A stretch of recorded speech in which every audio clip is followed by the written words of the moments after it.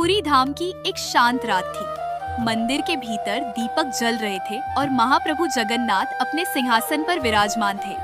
तभी अचानक उन्होंने मुस्कुराते हुए बलभद्र जी से कहा, दाऊ, आज मेरा मन कुछ अलग करने का है। बलभद्र जी चौंक गए। क्या हुआ कन्हैया, फिर कोई लीला सूझ रही है क्या? जगन्नाथ जी ने धीमे से कहा, आज मैं अपने एक भक्त की परीक्षा लेने जा रहा हूँ, पर इस बार परीक्षा थोड़ी अनोखी होगी।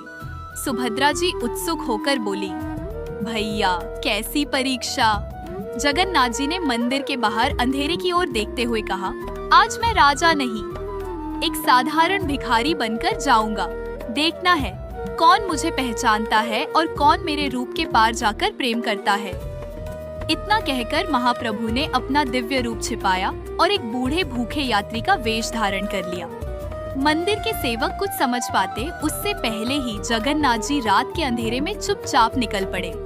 किसी को नहीं पता था कि आज पूरी नगरी में स्वयं भगवान भिक्षा मांगने वाले हैं और किसी एक घर की किस्मत बदलने वाली है। उधर उसी रात पूरी नगरी के किनारे एक छोटी सी झोपड़ी में एक गरीब विधवा रहती थी। दिन भर मजदूरी करने के बाद भी उसके घर में केवल थोड़े से चावल बचे थे। उसने चूल्हा जलाया और भगवान जगन्नाथ का नाम लेकर कहा, प्रभु आज बस इतना ही है, पहले आपको भोग लगाऊंगी फिर खाऊंगी। तभी दरवाजे पर धीमी सी दस्तक हुई। उसने दरवाजा खोला तो सामने एक बूढ़ा थका हुआ यात्री खड़ा था, जिसके कपड़े धूल से भरे थे और आंखों में भूख साफ दिखाई दे रही थी।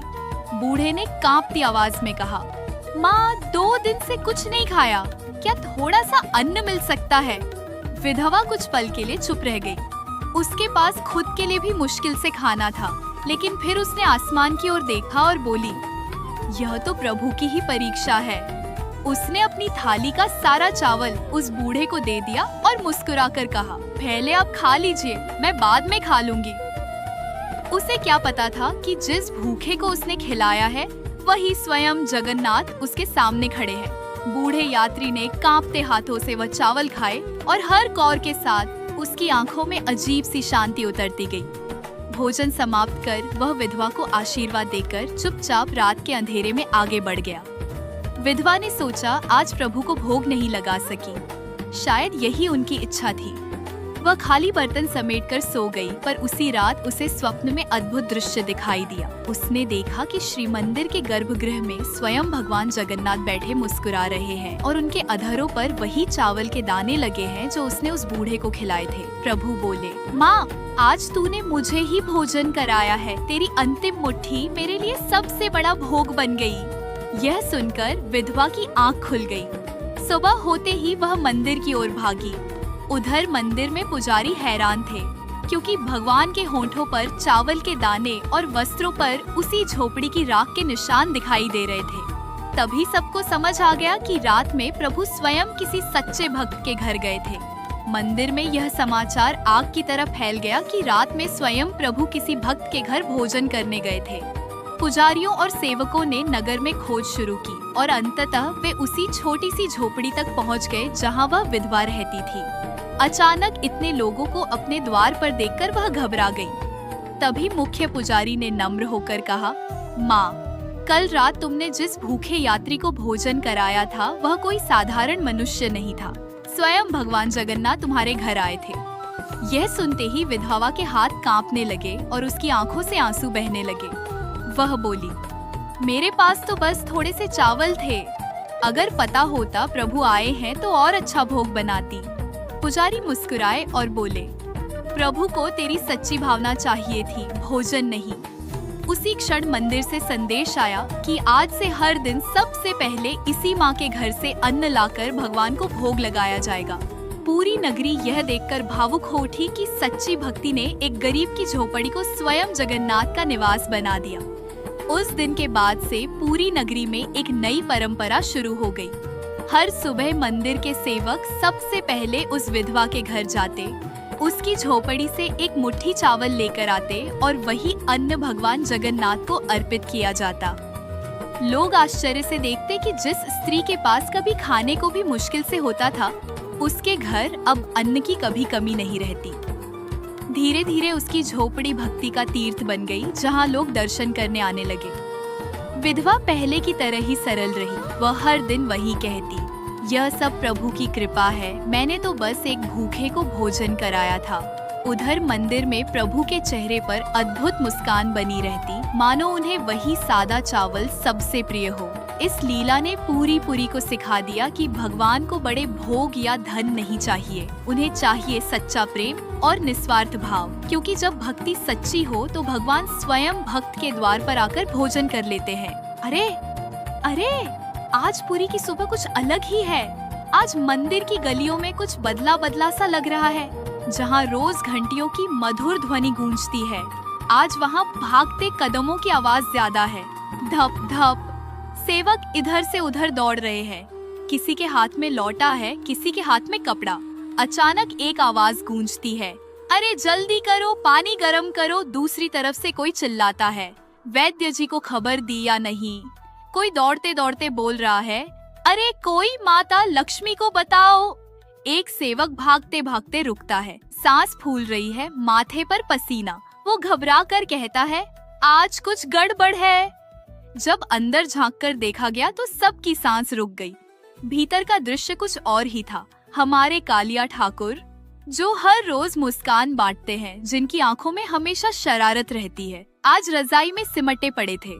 सोने के आभूषण नहीं, भव्य वस्त्र नहीं, बस एक साधारण सा कंबल और उसके नीचे दर्द से भरा शरीर। न वो नटखट आंखें दिख रही थी, न वो शरारती हंसी। पेट पर हाथ रखे हुए, आंखें बंद, चेहरा बुझा हुआ। पास खड़े सेवक एक दूसरे की तरफ देख रहे थे। किसी की हिम्मत नहीं हो रही थी कुछ कहने की। इतने में बलभद्र जी पास आए, थोड़ा हंसते हुए बोले, अरे भाई, ये कौन सा नया नाटक है अब? जगन्नाथ जी ने धीरे से आंखें खोली, कमजोर सी आवाज में बोले, दाऊ, आज नाटक नहीं है, आज हालत सच में खराब है। ये सुनते ही कक्ष के भीतर एक अजीब सी चुप्पी छा गई, जैसे सब समझ गए हो आज कुछ साधारण नहीं होने वाला। इतने में कक्ष के बाहर से पायल की हल्की सी आवाज आई। सबकी नजर उधर चली गई। लक्ष्मी जी भीतर आई। चेहरे पर चिंता थी, लेकिन आंखों में सब कुछ समझने वाली ममता। उन्होंने आते ही जगन्नाथ जी के माथे पर हाथ रखा। हाथ रखते ही सब समझ गई। थोड़ा गुस्से में, थोड़ी चिंता में बोली, कल तो मेरी एक भी बात नहीं मानी थी। बड़ा ठंडा ठंडा पानी चाहिए था ना? सेवक चुपचाप सिर झुकाकर खड़े थे। लक्ष्मी जी ने रजाई ठीक की और फिर वही डांट भरी ममता। लो, अब आ रहा है आनंद? जगन्नाथ जी ने रजाई से थोड़ा सा मुंह बाहर निकाला। चेहरा दर्द से सिकुड़ा हुआ, लेकिन आवाज में अब भी वही बचपना। देवी, यहाँ जान निकल रही है और तुम्हें अब भी ताने मारने हैं? कक्ष में खड़े सेवक मुस्कुराने से खुद को रोक रहे थे। जगन्नाथ जी ने धीरे से पेट पकड़ा और बोले, अरे कुछ औषधि तो दो। फिर जैसे कुछ याद आया, आवाज और धीमी कर ली, वैसे थोड़ी सी रबड़ी मिल जाए तो शायद ताकत आ जाए। इतना सुनते ही लक्ष्मी जी ने तेज नजर से देखा। रबड़ी? अब बस चुपचाप लेटे रहो, अभी वैद्य जी कड़वा काढ़ा लेकर आएंगे। जगन्नाथ जी ने आंखें बंद कर ली। होंठ ऐसे सिकुड़े जैसे काढ़े का स्वाद अभी से महसूस हो गया हो। कक्ष में हल्की सी हंसी फैल गई, लेकिन उस हंसी के बीच सब समझ रहे थे, आज जगत के नाथ नहीं, घर का बच्चा बीमार पड़ा है। इतनी बातों के बीच अचानक कक्ष के बाहर से तेज कदमों की आवाज आई। दरवाजा खुला और सुभद्रा जी दौड़ती हुई अंदर आईं। चेहरे पर चिंता, लेकिन आंखों में पहले से ही सब समझ लेने वाली मुस्कान। जगन्नाथ जी को रजाई में देखकर वो पास आई, झुककर देखा और बोली, भैया, कल तो आप बड़े मजे से नहा रहे थे। एक नहीं, दो नहीं, थोड़ा रुककर उंगलियों पर गिनते हुए पूरे 108 घड़े। सुभद्रा जी मुस्कुराई और आगे बोली, मैंने मना भी किया था, इतना मत नहाओ, ठंड लग जाएगी। लेकिन आप कहाँ मानने वाले थे। जगन्नाथ जी ने आंखें खोली, चेहरा ऐसा जैसे कोई बच्चा पकड़ा गया हो। सुभद्रा जी ने हल्का सा ताना मारा। ऊपर से क्या किया, गीले बदन में भर भर के मालपुआ, लड्डू, रसगुल्ले। भैया, आपने तो पेट को भी नहीं छोड़ा। जगन्नाथ जी ने आंखें भर ली, एकदम मासूम बच्चे जैसी आवाज में बोले, अरे बहन, अब डांटो तो मत। एक तो पेट में गुड़गुड़ हो रही है, ऊपर से तुम जले पर नमक छिड़क रही हो। थोड़ा रुककर और भी मासूमियत से बोले, कुछ उपाय करो, नहीं तो तुम्हारा ये भाई आज नहीं बचेगा। कक्ष में एक पल के लिए सब हंस पड़े, लेकिन उसी हंसी में एक अपनापन था, क्योंकि सामने जगत के नाथ नहीं, एक बीमार भाई लेटे हुए थे। अब जरा थोड़ा पीछे चलते हैं। ज्येष्ठ पूर्णिमा का दिन था। गर्मी अपने चरम पर थी। पुरी की गलियां तप रही थीं और हवा भी जैसे रुक रुक कर चल रही थी। ऐसे में हमारे कालिया ठाकुर का मन हुआ, आज तो जी भर के नहाना है। स्नान वेदी पर प्रभु विराजमान थे, चेहरे पर वही परिचित शरारती मुस्कान। सेवकों ने पहला घड़ा डाला। सुगंधित जल चंदन से भरा हुआ। जैसे ही पानी सिर से नीचे बहा, प्रभु ने आंखें बंद कर लीं। हल्की सी हंसी के साथ बोले, आह, बहुत अच्छा लग रहा है। दूसरा घड़ा आया, फिर तीसरा। पानी गिरता गया और प्रभु झूमते गए। एक सेवक ने संकोच करते हुए कहा, प्रभु बस कीजिए, इतना पानी ठीक नहीं। जगन्नाथ जी ने आंख खोलकर देखा, मुस्कुराए और बोले, अरे अभी तो मजा आ रहा है, और डालो। सेवक असमंजस में थे, लेकिन आज्ञा आज्ञा ही होती है। घड़ा पर घड़ा, 1, 10, 50, 108 घड़े। भक्त नीचे खड़े सब देख रहे थे। कोई बोला, भगवान नहीं, आज तो कोई बच्चा नहा रहा है। और सच में उस दिन जगत के नाथ नहीं, बल्कि गर्मी से परेशान एक नटखट बालक स्नान कर रहा था। नहाना खत्म हुआ, शरीर ठंडा, मन खुश। जगन्नाथ जी स्नान वेदी से उतरे ही थे कि अचानक पेट से आवाज आई, गुड़गुड़।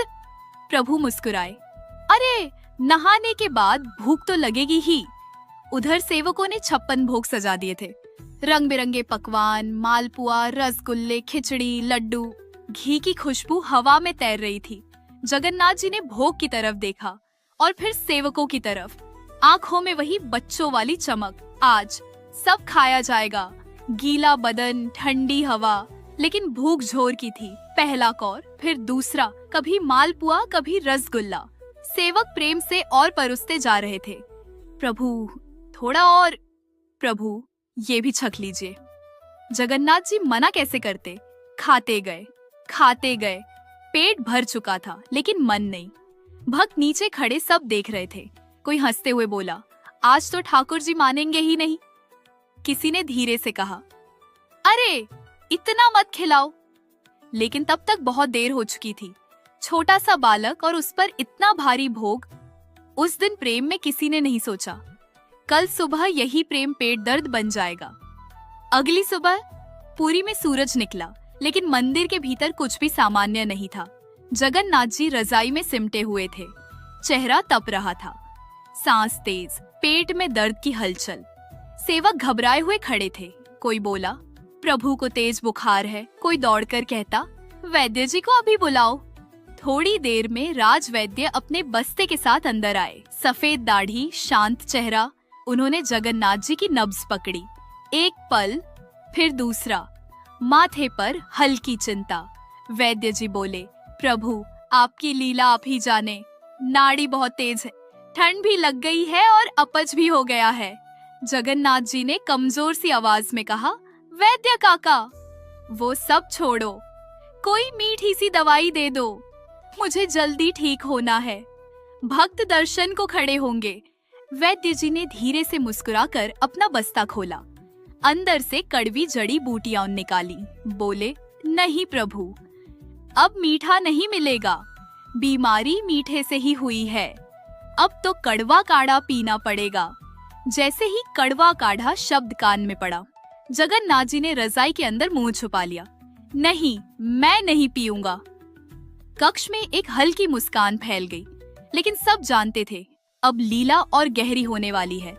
रात गहराने लगी। मंदिर में धीमी रोशनी थी। जगन्नाथ जी अब भी दर्द में थे। रजाई के भीतर उनका शरीर तप रहा था। कक्ष के एक कोने से धीमे कदमों की आवाज आई। एक बुजुर्ग सेविका अंदर आई। सफेद बाल, कांपते हाथ, लेकिन आंखों में माँ जैसा अपनापन। वो पास आई, चुपचाप बैठ गई। धीरे से प्रभु के माथे पर हाथ फेरा। हाथ रखते ही आंखें भर आईं। मेरे लला, आज तुझे किसी की नजर लग गई है। जगन्नाथ जी ने धीरे से आंखें खोली। कमजोर आवाज में बोले, माँ बहुत पीड़ा हो रही है। सेविका का कलेजा कांप गया। अरे मेरे लला, जो पूरी दुनिया की नजर उतारता है, आज वही बीमार पड़ा है। वो रजाई ठीक करती रही, माथा सहलाती रही। रात और गहरी हो गई। इसी रात जगन्नाथ जी ने स्वप्न में सेविका और वैद्य को आदेश दिया।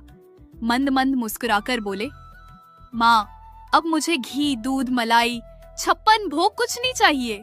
मेरा पेट बहुत भारी हो गया है। सेविका ने डरते हुए पूछा, तो प्रभु आप क्या खाएंगे? जगन्नाथ जी बोले, डरो मत माँ, मैं भूखा नहीं रहूंगा। अगले 15 दिन मुझे सिर्फ फुलरी तेल की मालिश और खाने में फलों का रस और जड़ी बूटियों का पानी देना। स्वप्न टूट गया, लेकिन आदेश दिल में बस गया और तभी से एक नई लीला आरंभ हो गई। अगली सुबह मंदिर के भव्य कपाट बंद कर दिए गए। बाहर भक्तों की भीड़ थी। कोई घबराया हुआ पूछ रहा था, दर्शन क्यों नहीं हो रहे? कोई रोते हुए कहता, हमारे जगन्नाथ जी कहाँ हैं? तभी एक पंडा बाहर आया, हाथ जोड़कर बोला, शोर मत करो, हमारे लाला बीमार हैं। वैद्य जी ने आराम का आदेश दिया है। 15 दिन तक दर्शन नहीं होंगे। ये सुनते ही भीड़ में सन्नाटा छा गया। कुछ भक्त आंखें पोंछते हुए वहीं बैठ गए। अंदर का दृश्य और भी अलग था। जिस प्रभु के लिए सोने के बर्तन होते हैं, आज वो सफेद वस्त्रों में एक साधारण रोगी की तरह लेटे थे। कोई घंटी नहीं, कोई शंख नहीं, मंत्र भी धीमी आवाज में। वैद्य जी हर दिन आते, नीम की छाल, दशमूल और जड़ी बूटियों का काढ़ा बनाते। सेविका माँ की तरह चम्मच से पिलाती। जगन्नाथ जी नाक से कोड़ते, अम्मा कितना कड़वा है। सेविका मुस्कुराकर थोड़ा सा फलों का रस दे देती। दिन बीतते गए। 1, 2, 10। पूरा मंदिर शांत था, जैसे घर में कोई बच्चा बीमार पड़ा हो और सब धीरे धीरे चलते हो। 15वां दिन सुबह की हल्की रोशनी मंदिर के भीतर उतरी। कक्ष के अंदर आज कुछ बदला बदला सा था। जगन्नाथ जी ने आंखें खोली। चेहरे पर वो पुरानी थकान नहीं थी। सांस गहरी थी और शरीर हल्का। उन्होंने धीरे से हाथ हिलाया और मुस्कुराकर बोले, माँ, आज शरीर अच्छा लग रहा है। सेविका की आंखें भर आईं। वैद्य जी ने नब्ज देखी, मुस्कुराकर बोले, प्रभु अब पूरी तरह स्वस्थ है। जगन्नाथ जी बिल्कुल बच्चों की तरह बोले, तो फिर अब तो बहुत जोर की भूख लगी है। सब हंस पड़े। कई दिनों बाद मंदिर में हंसी गूंजी। कपाट खुले। जब प्रभु बाहर आए तो भक्त स्तब्ध रह गए। वो वही नहीं थे जो बीमार पड़े थे। चेहरा दमक रहा था, आंखों में नई चमक, शरीर में नव यौवन।